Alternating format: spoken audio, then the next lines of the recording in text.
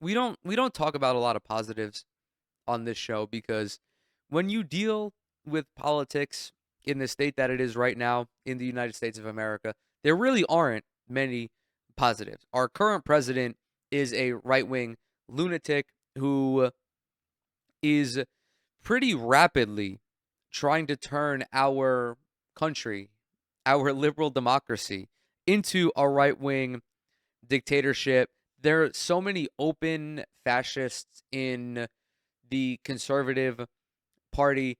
There's like never anything good to talk about just in a late stage capitalist society. But we're going to break that trend today because we cannot talk about building movements in America. We cannot talk about organizing in America without mentioning Bernie Sanders. Bernie Sanders has been a longtime champion of working class issues. I really don't think I have to explain who Bernie Sanders is because at this point, everyone knows Bernie.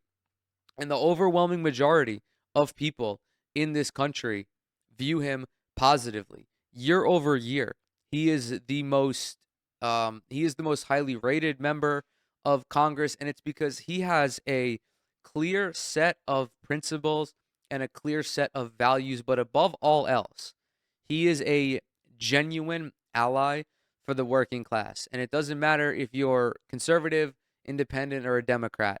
If you're a working class person, you work in retail, you're blue collar, you're a mechanic, you're a welder, you resonate with Bernie Sanders and you know that he has your best interests at heart, not only because he's going out and saying these things and his beliefs are on display, but because he has tried on numerous occasions to institute legislation that would overwhelmingly benefit working class people. So as I mentioned in the intro, he's going around, he's doing a little tour.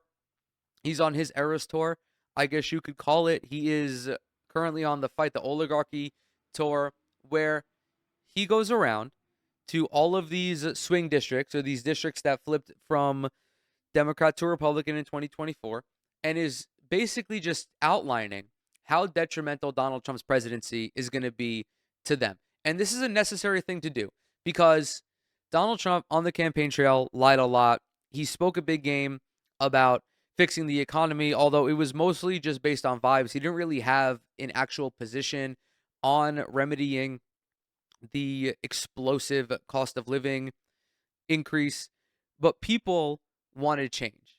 I will forever say this about people who voted for Trump. There is, of course, a portion of his base who will ride with him no matter what.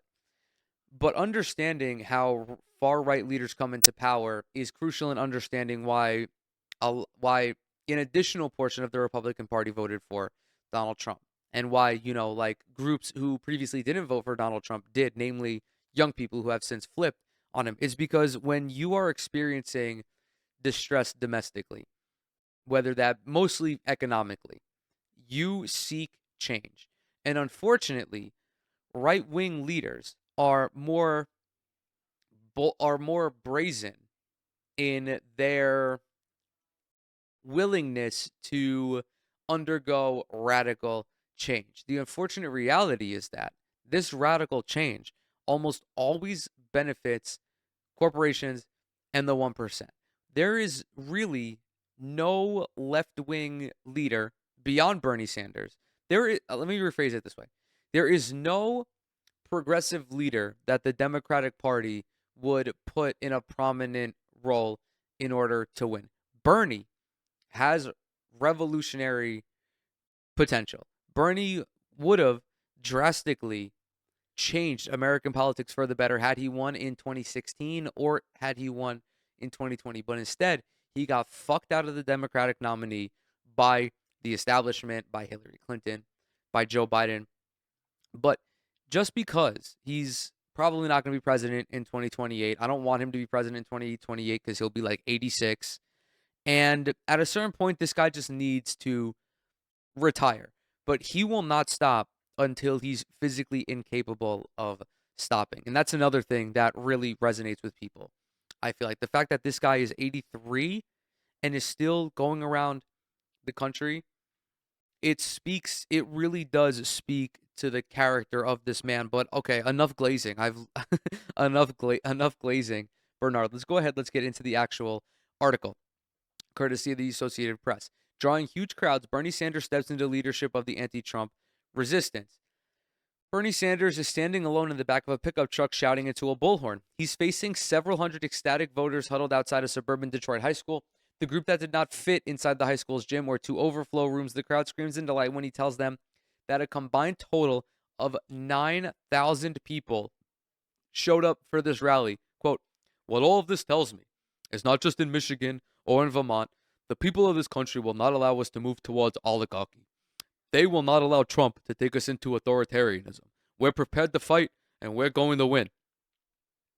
At 83 years old, Sanders is not running for president again, but he stooped and silver-haired the stooped and silver-haired Democratic Socialist has emerged as a leader of the resistance to Donald Trump's second presidency, in tearing into Trump's seizures of power and warning about the consequences of firing thousands of government employees. Sanders is bucking the wishes of those who want the Democrats to focus on the price of eggs or quote roll over and play dead. I do disagree a little bit.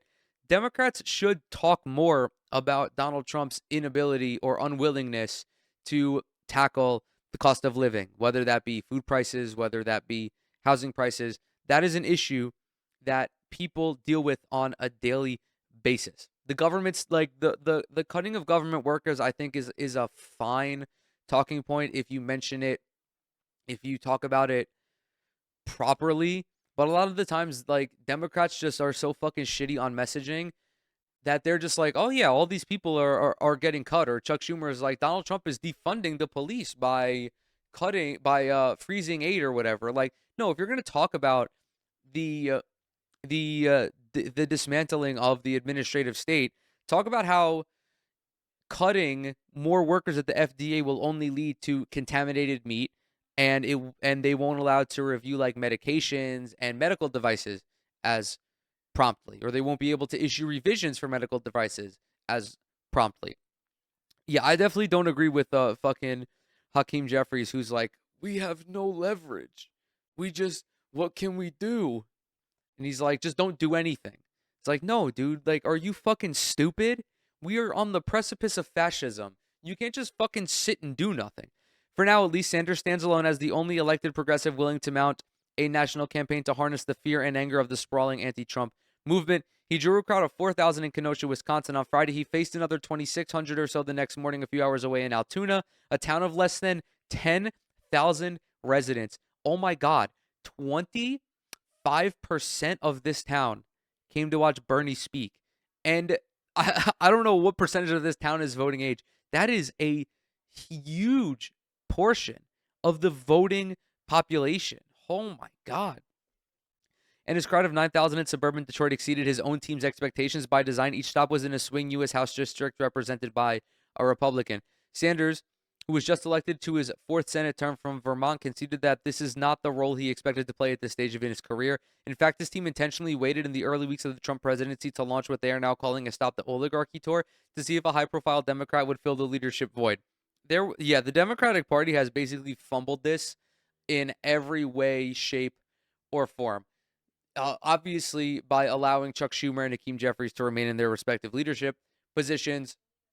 Remember there was the what was it, like, the appointing of Jerry Connolly to the House Oversight Committee, which is like the most prominent House coalition. They went with Jerry Connolly, who's like 78 with cancer, over AOC. AOC, who has a tremendous presence on social media, who has tremendous engagement on social media, who is a very charismatic and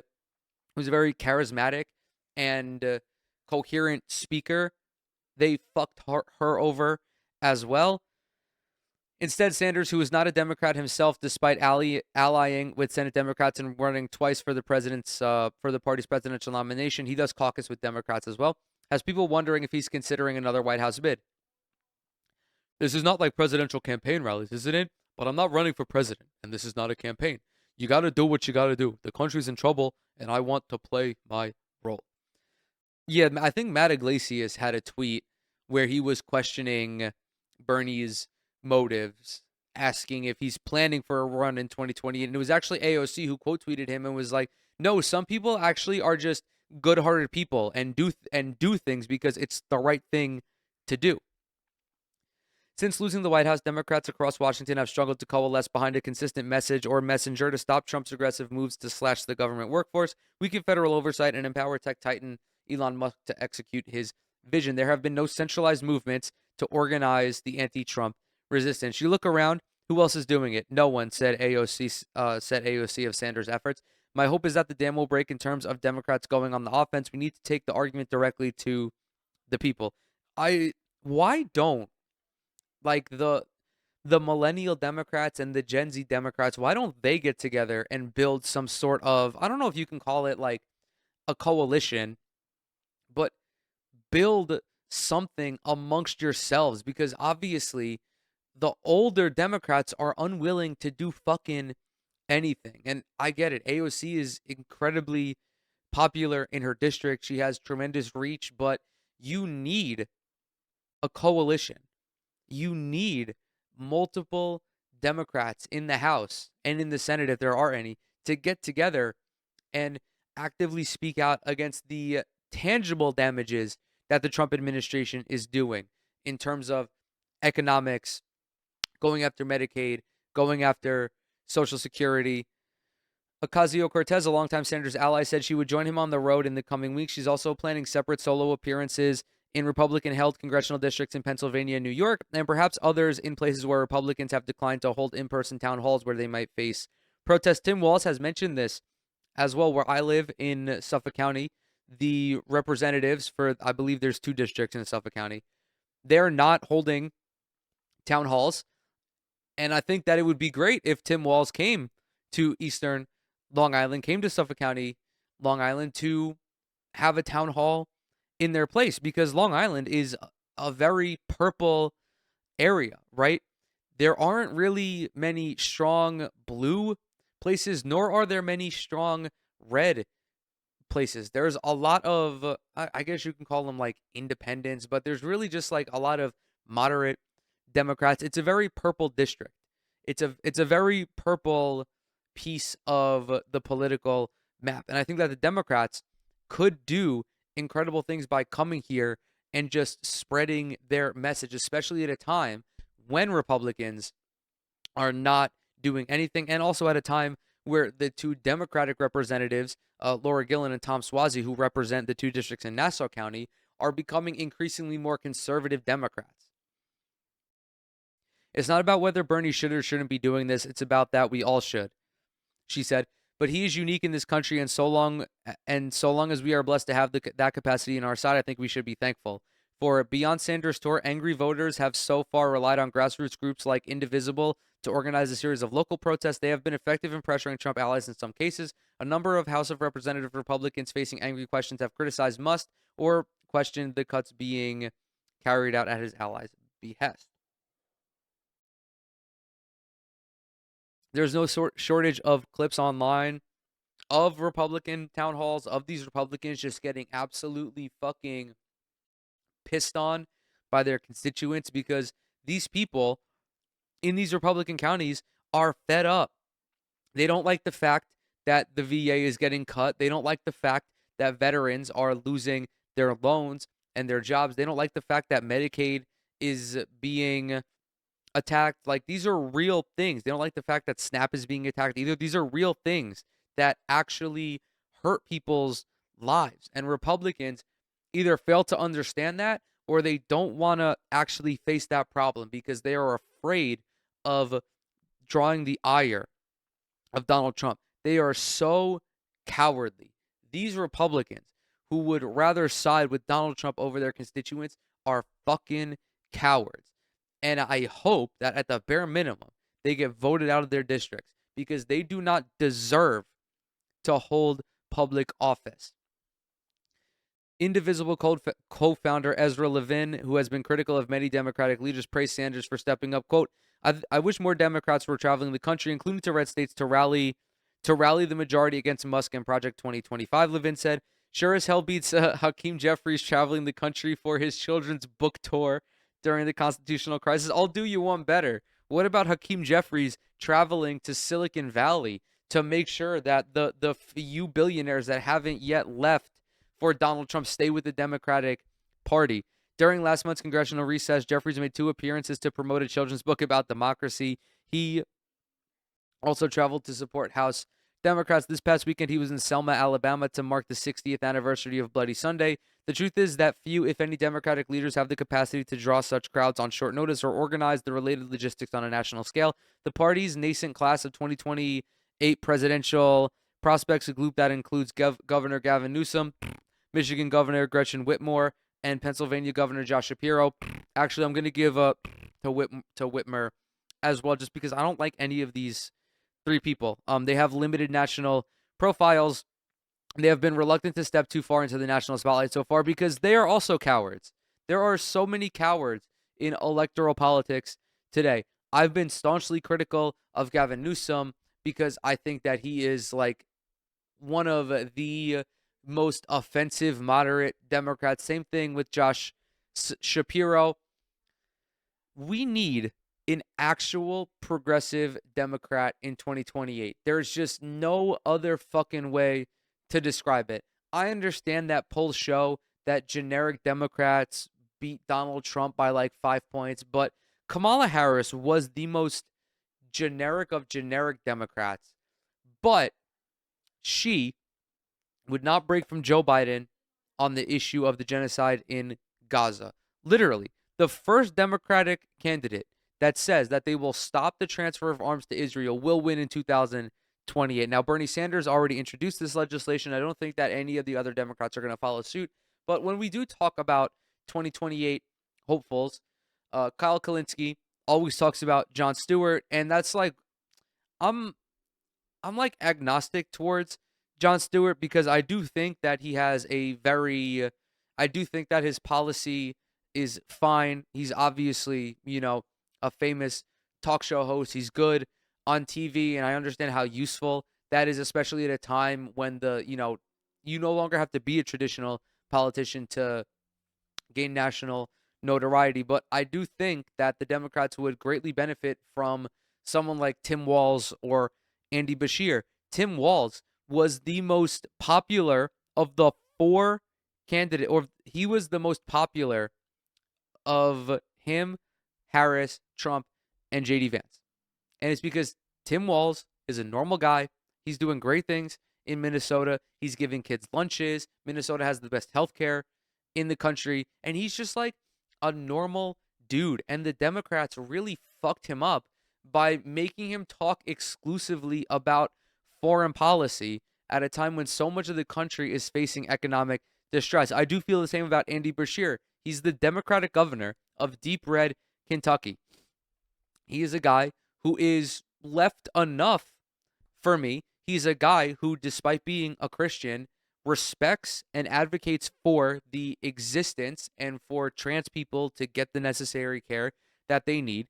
And above all else, like, these guys, I can't stress this enough. Like, you need to have like a semblance of normalcy, or even like we don't have to call it normalcy, but you have to have some perceived separation from the establishment, whether that be the Republican Party or the Democratic Party. Because when I see Gavin Newsom, I think corporate Democrat. When I see Josh Shapiro, I think corporate Democrat. But when I see Tim Walz, when I see Bernie Sanders, I think of someone who actually advocates for the best interest of the 99%. Connecticut Senator Chris Murphy, among the more outspoken Trump critics in Congress, said that Democrats must be better organized. Quote, people are desperate to be plugged into action right now. People see the threat. They're anxious and angry and motivated, and they want to be sent in the direction to help. Murphy acknowledged that Sanders still has plenty of detractors within the Democratic Party who view him and his progressive policy ideas, replacing private and job-based health insurance with government-funded Medicare for all, free public college, and the Green New Deal. They see those all as too radical, which is so fucking dumb. Like, if you think that these are radical, you think that every other developed nation in the world is a socialist utopia. These are literally not radical things. Not only are they not radical, but they make sense and they're overwhelmingly popular. Medicare for all. We currently have the private health insurance mafia dictating whether or not we can get health care or not as US citizens. Per capita, the United States spends twice as much on health care as every other OECD nation. It is about $12,000 per capita in healthcare costs. And we have among the 11 nations listed in the Commonwealth report, the Commonwealth Fund report or whatever the fuck it is, we rank consistently last in nearly every criteria that they measure at a time when other developed nations are seeing life expectancies climb into the early to mid 80s. We are experiencing a life expectancy drop. This is, of course, related to like physical healthcare, but also mental healthcare as well, whether that be people dealing with mental illness like depression, or whether that be dealing with addiction. They die to overdoses, they commit suicide. Medicare for all would encompass all of that. It would save the taxpayer money because you would pay less with that additional Medicare for all tax than you currently do with private insurance. And additionally, you wouldn't have any other out of pocket cost outside of prescriptions, which would only be like a couple bucks a month. Free public college. This is literally a no-brainer. We have public schools in the United States from K through 12. How hard is it to transition to include higher education? And this, mind you, this isn't even like free college across the board. Like, I don't believe, well, listen, if there are private colleges, I really don't give a fuck if they exist or not. But at the bare minimum, like, community college should be free. State and city universities should be free at a time when you need a degree to contend for virtually any fucking job. You have to make that resource available. The Green New Deal, which, by the way, has never been introduced in any chamber of Congress, is literally just a sustainable energy infrastructure. It is necessary infrastructure that we need to implement. If you're a Democrat who thinks that all of this stuff is too radical, I don't know how to get through to you.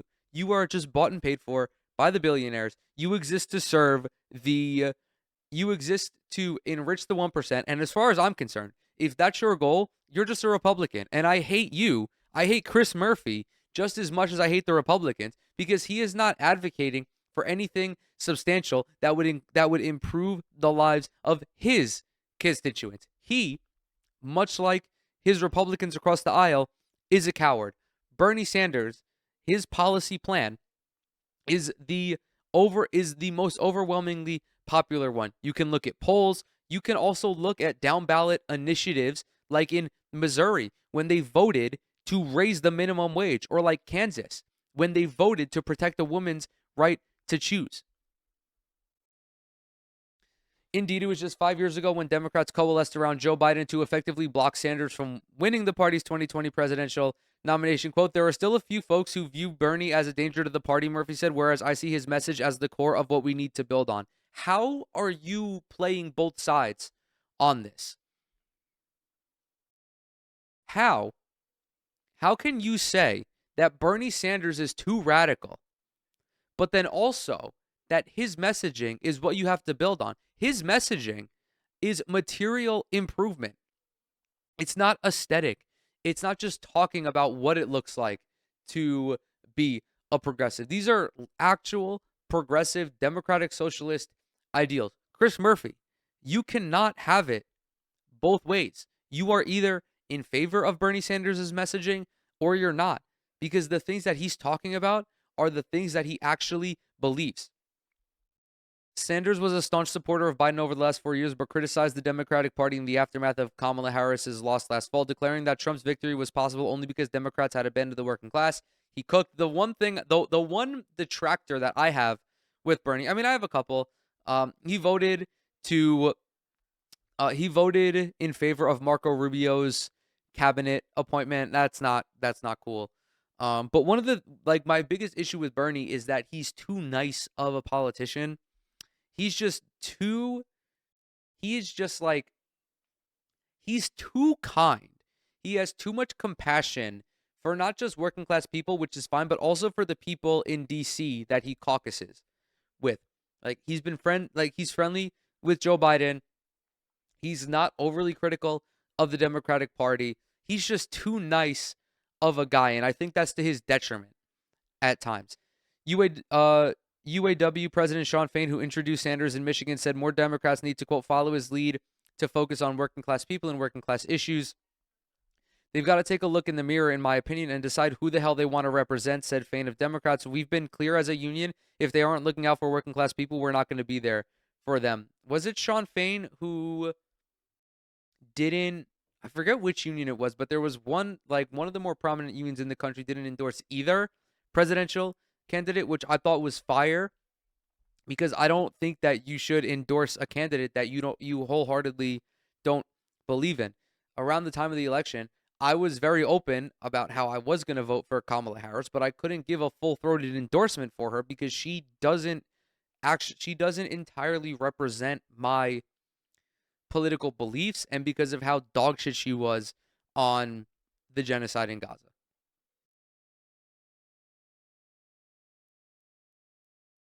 The voters who packed venues across Michigan and Wisconsin, Michigan and Wisconsin. Oh my god, I'm cooked, guys. It's 1:15. How am I already cooked? Across Wisconsin and Michigan over the weekend composed a diverse group, including some who did not support Sanders' past presidential campaigns. Most said that Democratic leaders had not done enough to support Trump.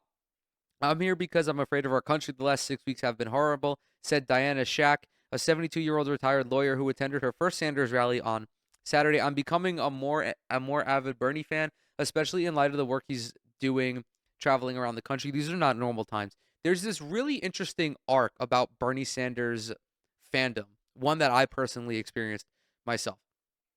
It starts with you hear about Bernie, and you're like, oh, this guy's a radical socialist.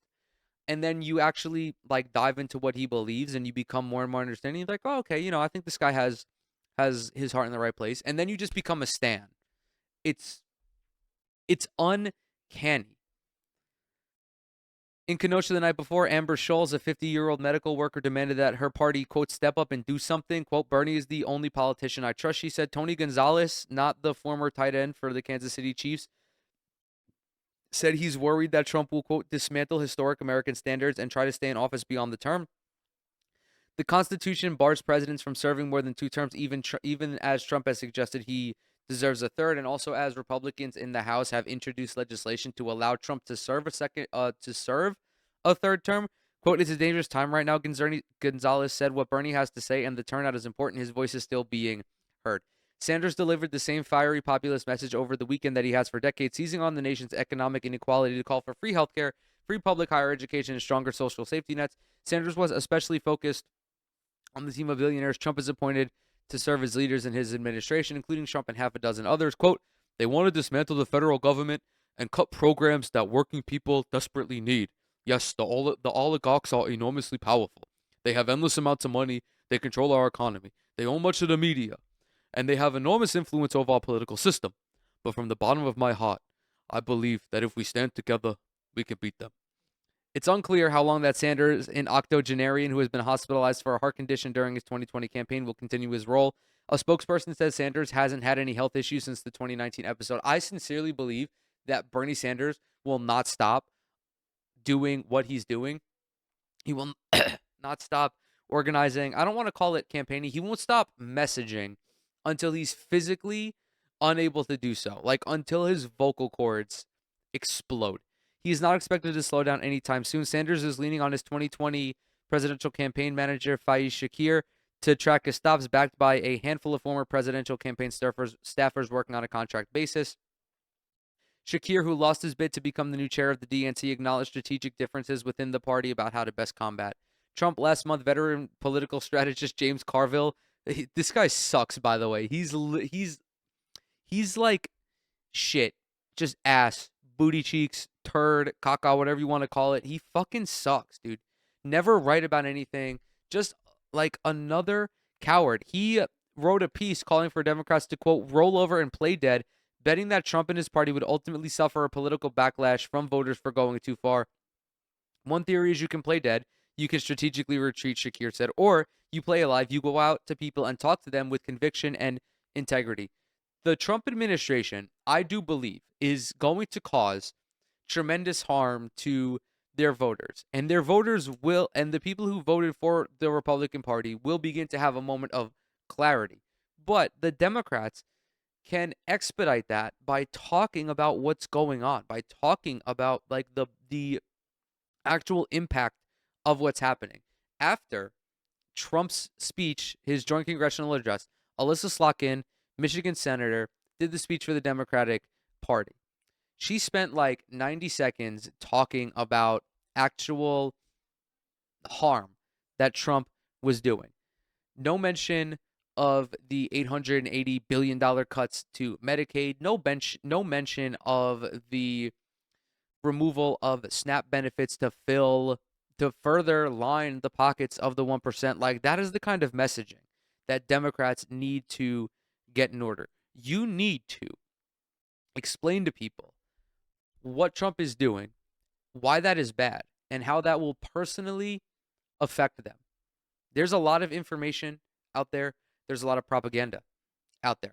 I myself do propaganda. I understand. Like, I'm a fucking socialist propagandist. I don't give a shit. But a lot of the other propaganda, whether it be liberal propaganda on MSNBC, whether it be conservative propaganda on Fox News, they don't look at the actual issue and how it will actually affect the people who voted for a respective party. They're not openly critical of each other, of each party.